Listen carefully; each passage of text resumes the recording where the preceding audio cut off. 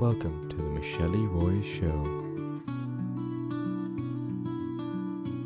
Hello and welcome to another Michele Roys Show. I'm so grateful to have you here once again. Thank you for taking your time. Thank you for connecting and thank you for being here. Well, today I just wanted to talk a little bit about travels and then doing things that we enjoy. I'm sure there's a lot of things that you love doing as well. And sometimes it's difficult to get them done, especially if you're navigating chronic pain or invisible illness. You know how hard those things are. But at the same time, I find that having something to look forward to really helps me.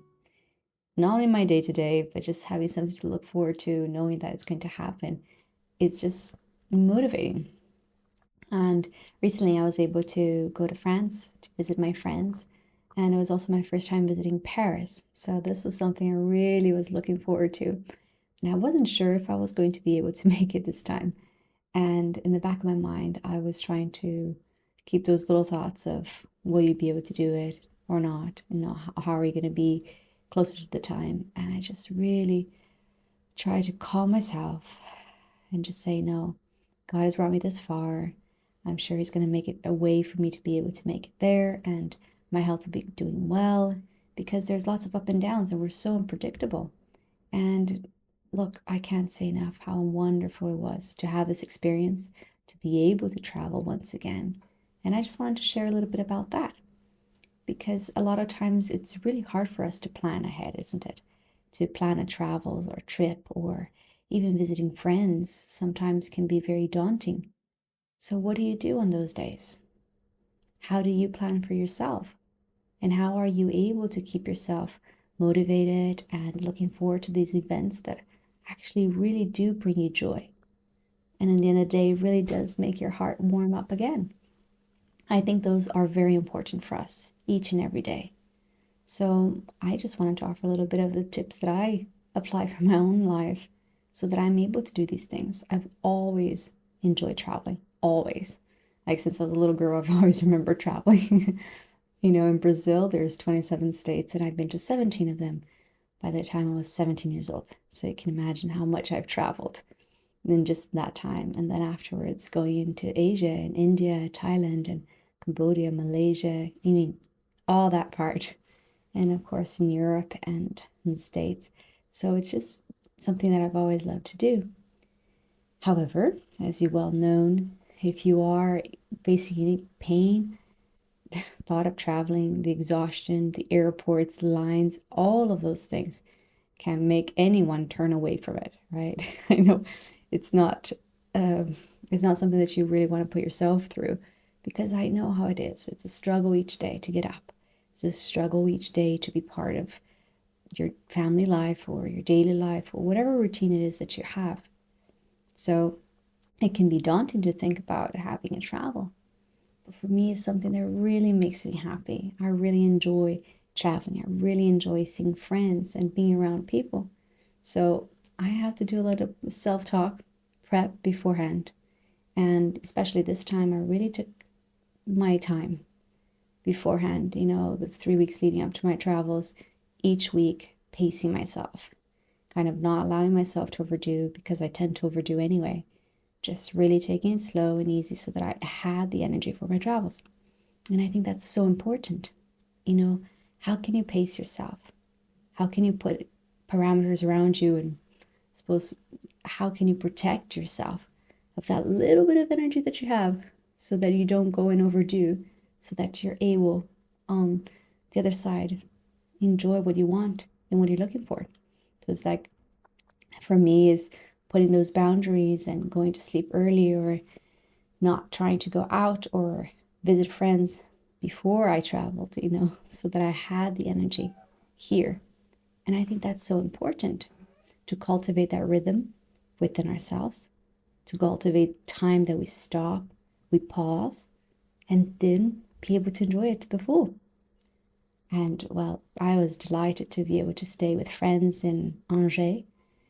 And of course, it was nice and warm, which is nice to have, just the sun, to be around friends, to just sit down and enjoy a lot of cheese, fromage, and the bread, not that I eat much of it, but just the different experience I was able to have.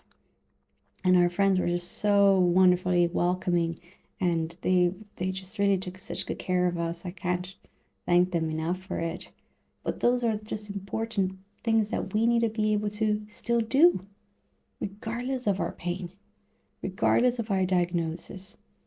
We need to be in community. It's so imperative because it heals our soul. It gives us encouragement. It gives us like the extra renewed strength that we need to continue going. And that's so important. That's why I'm sharing with you today. It's not just because I went to France. No, I managed to travel. I managed to do this even though a month before I was in hospital. And each and every day I have my ups and downs. But I was able to do this because it's something I've always enjoyed. And I don't want to cut the things that I enjoy because of my health. I want to promote my health by doing the things I enjoy, but adapting. And that's another point I want to bring about. How do you adapt in the circumstance that you're given? What are the different strategies you put in place to help you still do the things that you enjoy? So for me, is utilizing a wheelchair when I travel in the airports, because long lines are extremely difficult for me, standing or walking for too long. It's very debilitating for me. So I ask for help, and that's one way of getting through, quicker to the airport and quicker to where I need to go. Or even this time we went to the Louvre, and I was so looking forward to that. Museum. I didn't expect it to be that big, but beforehand, when we booked it, we sent an email making sure that we had a request for the wheelchair, because on another trip we had done, I didn't think about having to request for a wheelchair when we went to a water park with our boys in Tenerife, and I was disappointed to find out they didn't have any, so I could barely be part of the day, until they finally found one a few hours later, but I was pretty much gone by then. So this time I had learned from my lessons and asked ahead of time, so I made sure that I have a booking.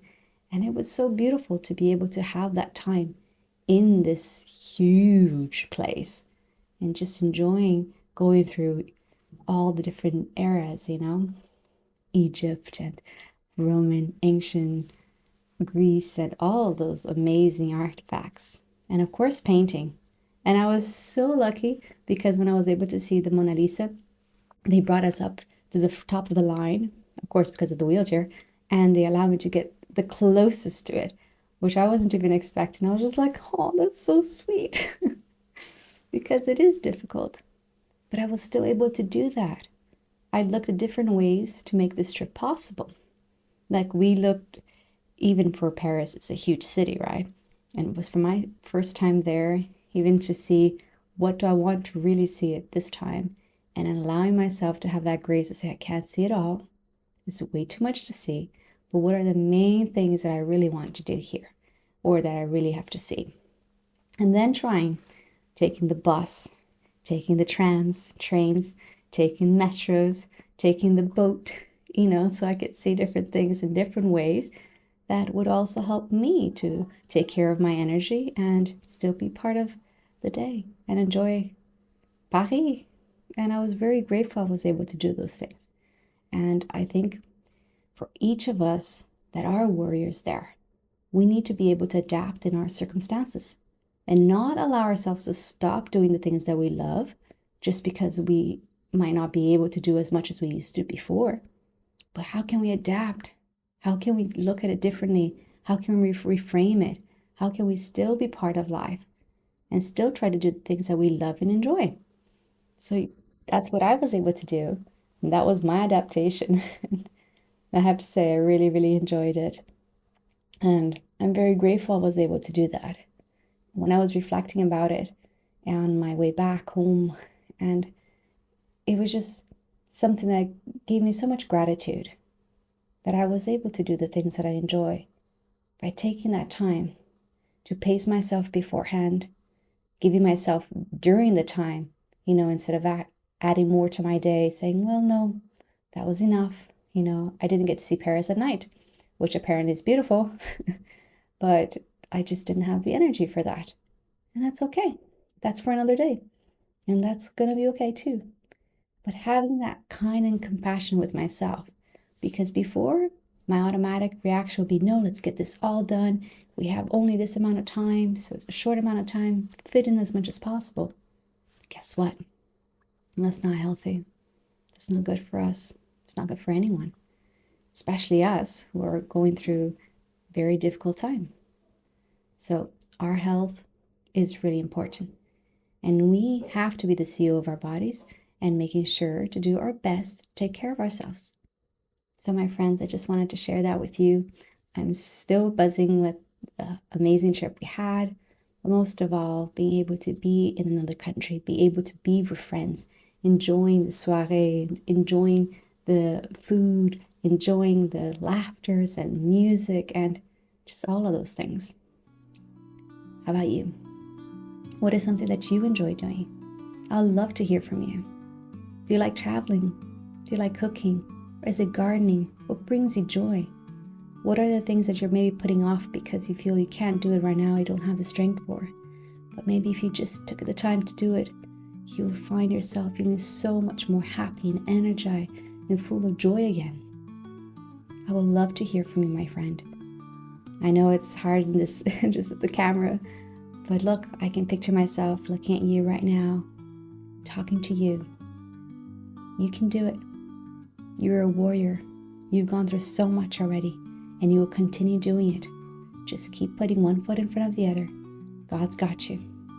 Keep having faith, and do plan for yourself some amazing vacations or little getaways, whatever it is that brings you joy, because that's what's important.